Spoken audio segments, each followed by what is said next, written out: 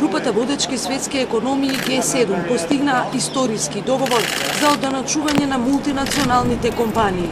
Министрите за финансии на состанокот во Лондон се согласија да се посветат на принципот минимална стапка на данок на добивка од 15%. Гигантите како Амазон и Google би можеле да бидат меѓу засегнатите компании. Овој потек може да придонесе милиарди долари да се одливаат кон владите за да ги отплатат долговите настанати за време на кризата во ковид периодот. It's complicated, and this is the first step. This is agreement amongst G7 finance ministers, and next month we'll have a G20 finance ministers summit to make further progress. But I think the crucial thing for people to take away is the principle of fairness.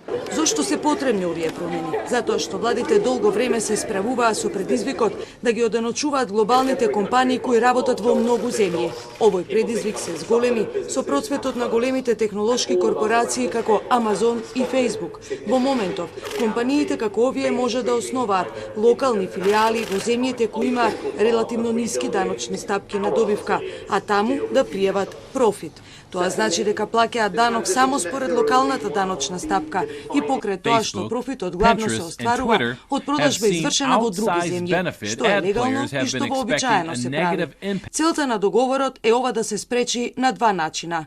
Прво, G7 сака воведување глобална минимална даночна стапка за да се избегне мртва трка меѓу земјите кои меѓу себе би се надпреварувале со ниски даночни стапки.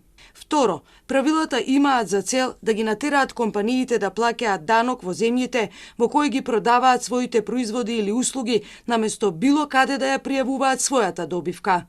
Германскиот министер за финансии Олаф Шолц изјави дека договорот ќе го промени светот. Францускиот министер за финансии Бруно Лемијар ја повика Ирска, која има една од најниските стапки на данок на доход во Европската унија со 12,5% да се вклучи во иницијативата. Водачите на 7 земји ќе ги одржуваат своите годишни состаноци на 11 и 13 јуни во заливот Карвис Корнвол на југозападот во Англија.